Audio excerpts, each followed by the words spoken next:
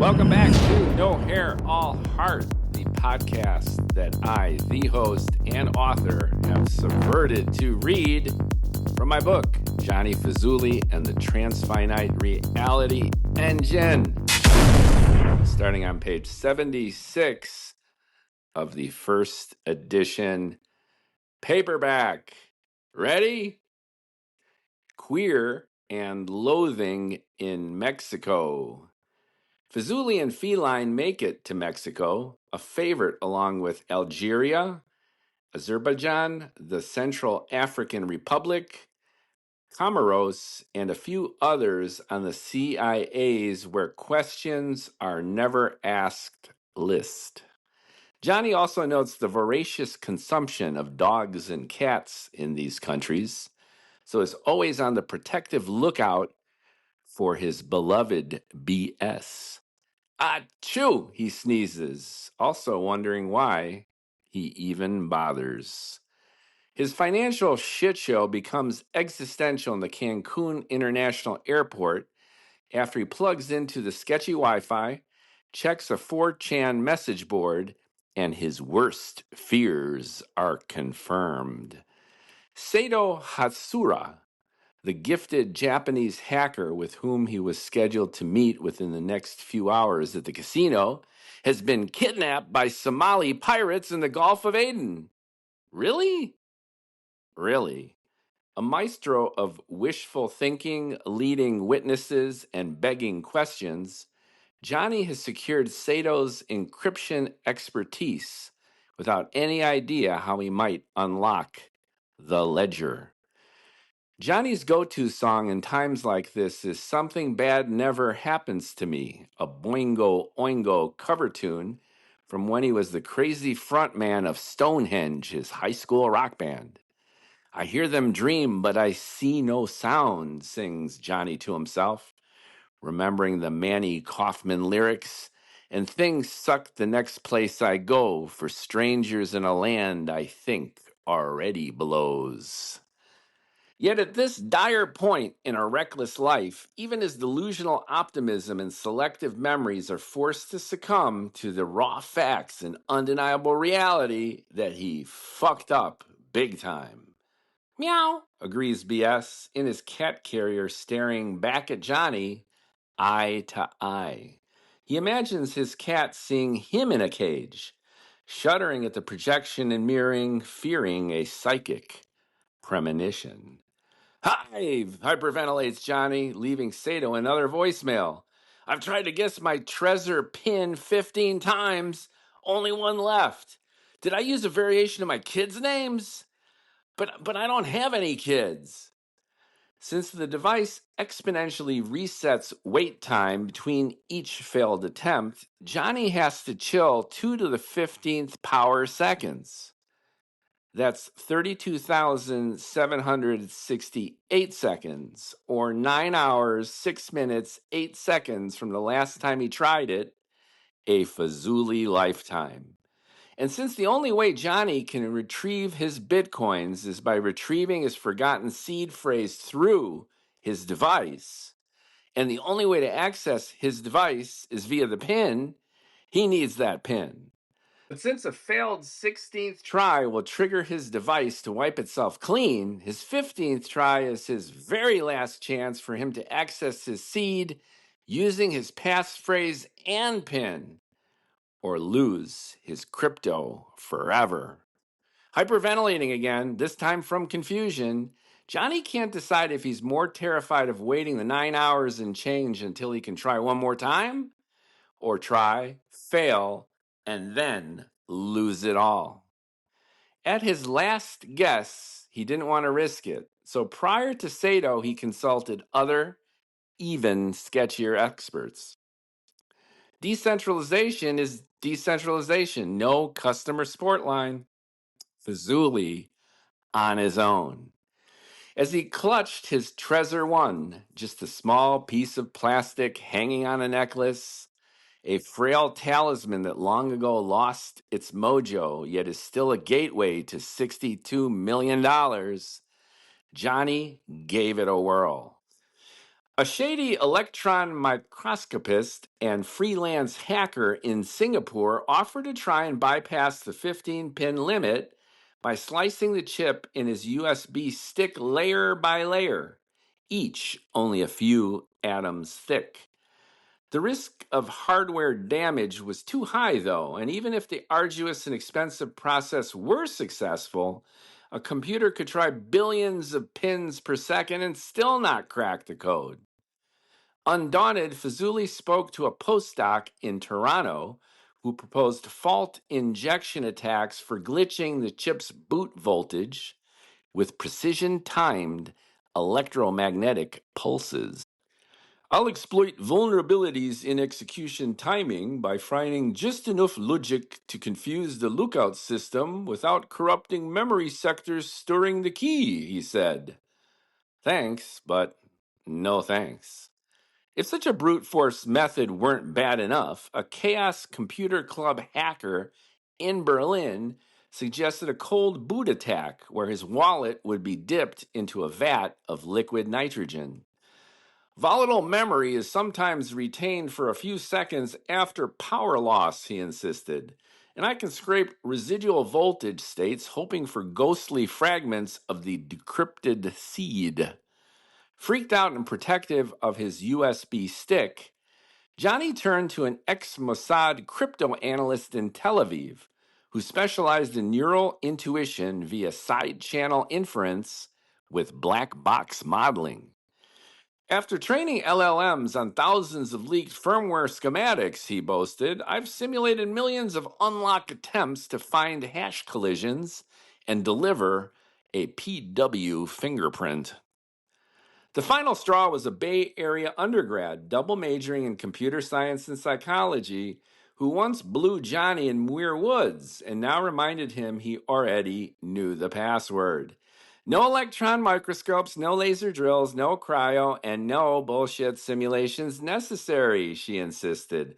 When all you need to do, Jonnie, is sit back and try to remember your childhood. Okay.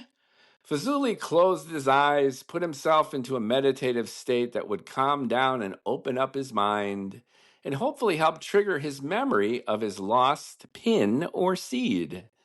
3 seconds later, he freaked out. Back to square one, now realizing he's broke and without options, Jonnie takes evasive action and frantically looks for a Cinnabon in the terminal. Remembering one at Punta Cana, Jonnie comes up empty here and starts doing Tai Chi by baggage claim until people mistake him for a homeless person and toss him their loose change. So he returns to the shady message board for Sato status, the thread erupting with profanity, racist memes, insurrectionist rallying cries, and competing hackers shitting on each other. Hopping into a cab with his carry-on bag and pet carrier, Jonnie sweats balls the entire 45-minute ride down the 307. He imagines swimming across the strait to Cozumel, an easy escape. Settling in at Karma Jack's Resort Hotel near Cocoa Beach, he hopes for the best and expects the worst by boozing, gambling, and whoring himself into distraction and ever-deepening despair. Anxiety and restlessness keep him up for a continuous week, alongside his oscillating binges of methamphetamine and ketamine, jacking and sedating him into dizzying hysterics. A top-tier poker player and former card cheat, Jonnie has often relied on his gambling skills to float him through troubled waters, but this trip feels sunk before leaving the flaming pier. Several more agonizing tries to reach his seized IT whiz kid unsuccessful, Jonnie gets reckless at the tables. The more agitated he gets, the worse he bets. His leak turns into a wreck. Struggling to keep himself afloat, Jonnie borrows money to pay off the VIG to borrow more money. Recognizing a sucker from leagues away, bookies and hotel staff cater to his every need. After a couple of days of failure and philandering, Jonnie hits the beach and is soon arrested for indecent exposure. Using the last of his bankroll to bribe himself out of jail, he returns destitute. Day 3. Jonnie is rolled around the casino in a wheelchair, a basket attached for his beloved BS. The more incapacitated Fazoolie gets, the more animated his feline becomes. Meow. 96 hours in. They switch roles, Jonnie rolling his cat until the furry fellow falls asleep, and Fazoolie, basket full of fresh loner chips, licks himself for good luck at the craps tables. Day 5. Fazoolie forgets his cat and the wheelchair in an express elevator. They're rescued by Mamacita, a local MasterCard accepting transgendered escort, on her way to his hotel room. She becomes his trophy strife as they and BS flit from table to table, fondling and fighting, consistently irritating gamblers they don't like, and losing money they don't have. Messy and getting messier, Jonnie tries to hustle winners and placate losers, flirts with pit bosses and provokes cocktail waitresses, launders his debt instead of his rancid clothes. Customer complaints mount over his erratic behaviors and pungent aromas. Hotel security finally makes their move after Fazoolie passes out in the ladies' room near the keno tables. Jonnie and his kitty are given a warning, barred from the casino for a day, and sent to their room. Mamacita tosses them into a hot shower where they are reamed, steamed, and dry cleaned. Carajo, papi, she frowns, hosing them down. If I'm not back in an hour, slurs Jonnie, call my ex-wife. Puta madre, she sighs, grabbing a twisted wet towel, winding it up, and whirling it like a combination lasso and bullwhip to snap Jonnie at the base of his crooked spine, getting a reaction. Ouch! Fuck! He screams, leaping up and banging his head on the bathroom ceiling, ripping a towel rack right off the wall as he tries to regain his balance, instead tumbling into the bathtub.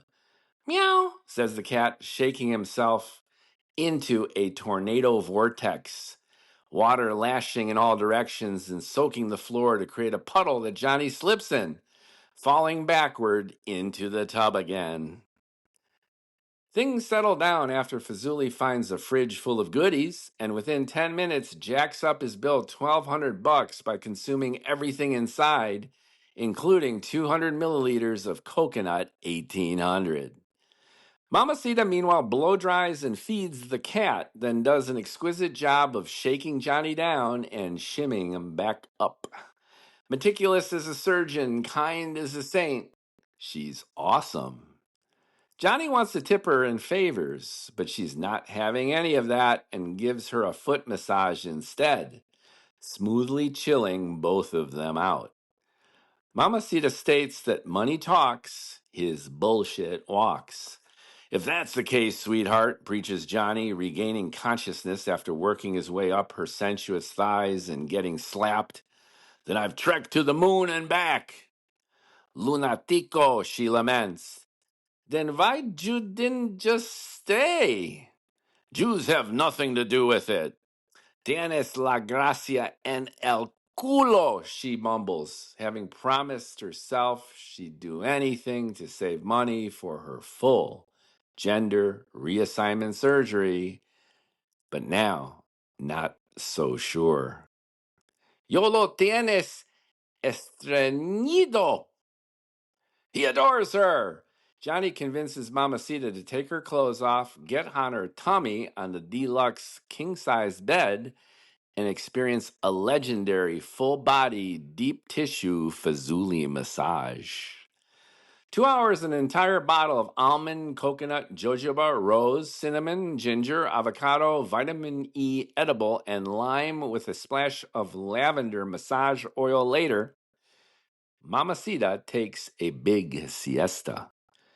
Before blissfully passing out, she's laid out a fresh ensemble for her novio, featuring an overpriced but toned-down Brunello Cucinelli silk sport coat, with a Tom Ford button-down shirt. Rubbing cat hair off his kitten cotton twill 5-pocket khaki pants, Jonnie fantasizes retiring with Mamacita and managing an oceanfront bar in Puerto Escondido where he DJs on weekends. He mixes his favorite EDM tunes and placates his dopamine-deprived brain with death metal on Tuesday nights, when he plugs an Ernie Ball Axis into the PA system and shreds along. "Do you love me?" asks Jonnie Fazoolie within his fantasy, doing spinal tap air guitar poses, leering into the evening's crowd of confused tourists and desperate homeless people. "Me cago en su leche," sulks Mamacita, wincing, holding her ears, her delicate soul under sonic attack from Johnny's cover version of Children of Bodom's Every Time I Die classic. Such blasphemy infuriates Jonnie, who does a who on the tiny particle board stage, smashing his guitar to pieces. The drama continues into their hotel room where great make-up sex ensues. They are on a roll for years until Jonnie realizes that he's doing all the work, running the small beach bar, bartending, to bookkeeping, to booking talent, and throws an hysterical fit. But by then, it's too late. Mamacita, with the gracious help of her extended family, many of whom are members of the Jalisco New Generation Cartel, ignores his threats and threatens him. Taking what seemed the obvious and easy way out, Johnny's wasted the rest of his life with a floozy in the middle of nowhere with nothing to show for it except everything he never got to do. Even in his dreams, Jonnie favors possibility over actuality, anxious uncertainty with a tease of unknown pleasures over the predictable boredom of more culpable creature comforts. Back in the real world, Mamacita is blissfully asleep, sprawled across the deluxe suite's king-size bed and snoring loud enough to send BS scurrying into the Japanese wet room. Johnny's revitalized state supercharges his burned-out ego, yet begs the question of his blockchain consultant's continued absence and the ever-lessening chance of ever recovering his crypto. He dives into his laptop and the digital cesspool again, only to find an embedded location tracker sharing GPS coordinates of the pirate ship, next to Dogecoin bets on when it goes belly up. Flipping from delight to fright, Jonnie overreacts to his hopeless situation by leaping onto the king-size bed with a queen in it, waking up Mamacita while not even causing BS to roll over. "Vaya!" she shouts, the sudden and unwelcome return to wakefulness jiggling and jangling many of her bouncy parts, propelling Jonnie back on top, ready to rock a disco siesta. He humps her long enough to be infuriating and is donkey kicked in the nuts. The force hurls him through the closed screen door, tumbling him onto the hot balcony and into a deck chair. "Don't cry for me, Argentina," bellows Jonnie out of key. Mamacita throws the room's Reina Valera Bible at him, striking squarely on his head, bouncing and falling off the side. "Me cago en Dios," she calls out after him, her zealous blasphemy eliciting a meow from BS, who licks himself and gazes into the breeze that ripples through ripped lace curtains. Hope you enjoyed Scene 12 in the second episode of my new novel. I'm having a blast reading it, sticking to my daily schedule, making time. I appreciate you listening along and hope you're having as much zany fun as I am. Let's find out tomorrow what happens next with the adventures of Jonnie, his cat, Mamacita, his lost crypto, the missing hacker, and whatever else is in store for Jonnie Fazoolie at the Karma Casino.